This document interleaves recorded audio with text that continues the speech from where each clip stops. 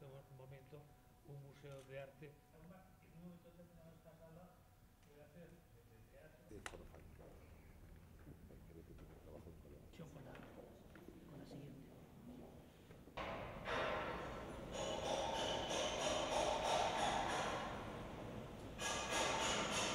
Espera, sigue subiendo.